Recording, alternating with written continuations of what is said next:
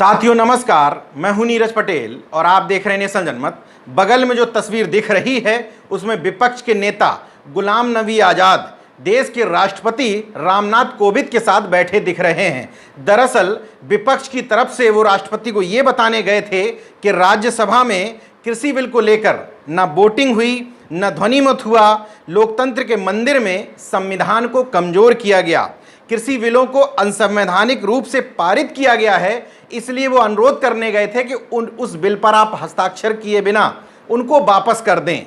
देश का संविधान ये कहता है कि संसद से पारित होने के बाद भी अगर किसी बिल पर राष्ट्रपति हस्ताक्षर नहीं करते हैं तब तक वो बिल कानून नहीं बनता है। ये देश के लोकतंत्र और संवैधानिक ढांचे की बहुत खूबसूरत तस्वीर है। लेकिन जरा ठहरिए, अब एक दूसरा वीडियो देख लीजिए। इस वीडियो में तमाम सारे विपक्षी दल के सांसद संसद के अंदर मार्च कर रहे हैं। महात्मा गांधी की प्रतिमा से डॉक्टर भीमराव अंबेडकर की प्रतिमा तक मार्च करते हुए वो नारा लगा रहे हैं, लोकतंत्र बचाओ, किसान बचाओ, मजदूरों को बचाओ।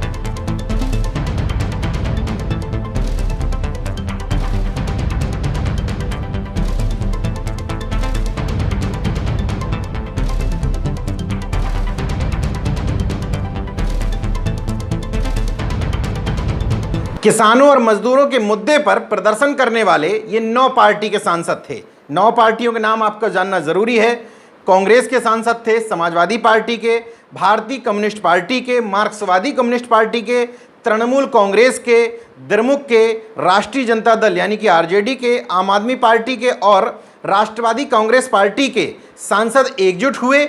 उन्होंने राष्ट्रपति के यहाँ भी गुहार लगाई। संसद के अंदर मार्च निकाल करके बकायदा उन्होंने बताने की कोशिश की गई कि देश के लोकतंत्र और संविधान का मजाक बनाया गया है। ये देश के संवैधानिक ढांचे का दूसरा पहलू है। संसद में हंगामा हुआ, 8 सांसद निलंबित हुए, रात भर धरने पर बैठे रहे, संसद भवन के परिसर में मार्च निकाला गया, राष्ट्रपति से मिला गया, लेकिन होगा कुछ नहीं।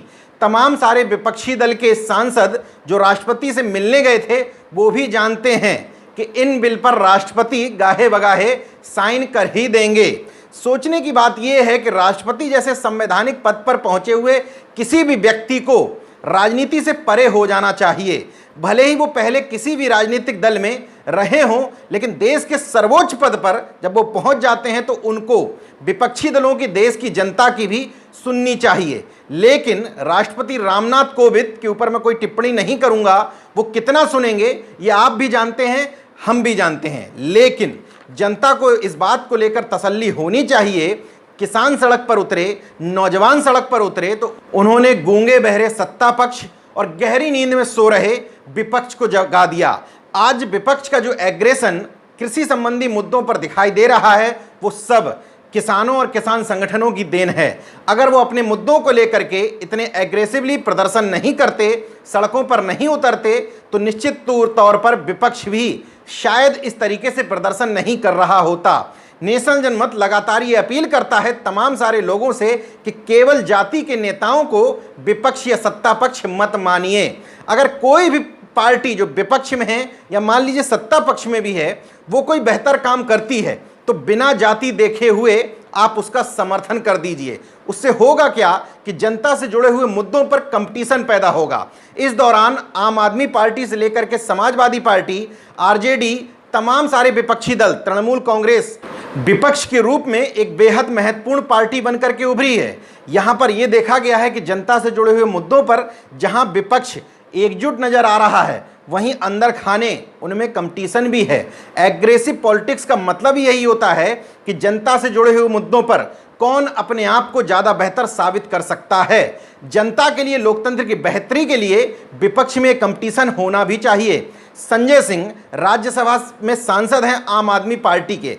आप एक ये आरोप लगा सकते हैं कि संजय सिंह ठाकुर बिरादरी से आते हैं तो मीडिया में जो उनकी जाति के लोग हैं जो उनको प्रमोट कर रहे हैं, ये एक अलग पहलू है। लेकिन मैं मानता हूं कि संजय सिंह ने इस दौरान विपक्ष में एग्रेसिव पॉलिटिक्स में एक बेहद महत्वपूर्ण भूमिका निभाई है। संजय सिंह या कोई भी लोग, चाहे वो रामगोपाल यादव हैं सदन में बोल रहे हों, चाहे तेजस्वी यादव की तरफ से मनोज झा सदन में बोल रहे हों, कोई भी व्यक्ति अगर विपक्ष की आवाज उठाता है, चाहे वो तृणमूल कांग्रेस के डेरेक ओ ब्रायन हो, जो लगातार विपक्ष की आवाज बने हुए हैं, संसद में अधीर रंजन चौधरी कांग्रेस के नेता हैं, लगातार संसद में विपक्ष के तरफ से बोलते हैं, इन तमाम सारे लोगों को जाति से परे हटकर समर्थन देने की जरूरत है।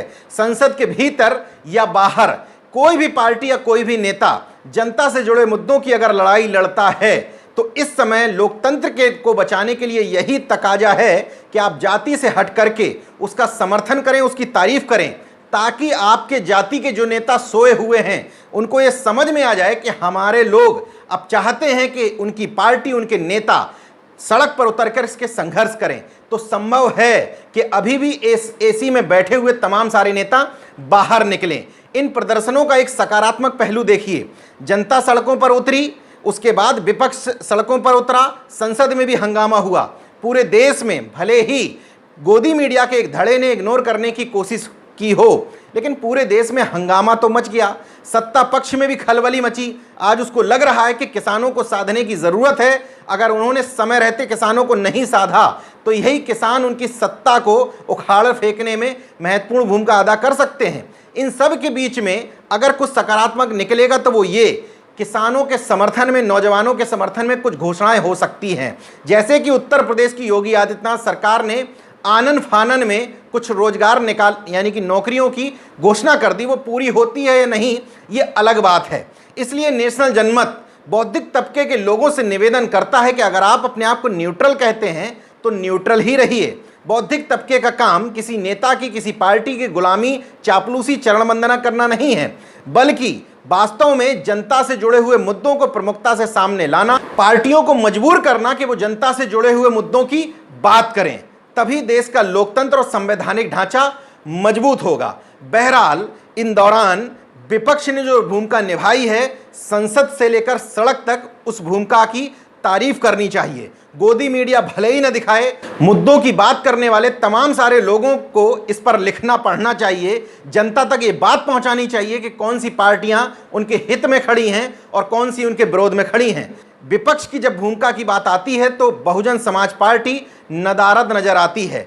मार्च से लेकर के राष्ट्रपति भवन जाने तक बहुजन समाज पार्टी की भूमिका संदेह के घेरों में रही। शिवसेना कभी कभी अपने आप को विपक्ष की भूमिका में दिखाती है, लेकिन वो भी एक सशक्त विपक्ष नहीं बन पा रही है। शिवसेना भी ज़्यादातर इन मुद्दों पर गायब ही रहती है। तमाम सारे लोगों को इन मुद्दों को जनता के बीच में पहुंचाना चाहिए, ताकि संसद के बारे में उनकी जागरूकता भी बढ़े, समझ भी बढ़े। जब वो वोट दे रहे हों तो इन सब बातों का ख्याल रखें। जय विज्ञान, जय संविधान, जय लोकतंत्र। धन्यवाद। तो अगर आपने मेरा YouTube चैनल सब्सक्राइब नहीं किया तो प्लीज़ सब्सक्राइब कर लें और उस बेल आइकन पर जरूर क्लिक करें, जिससे जो मेरे न्यू वीडियो है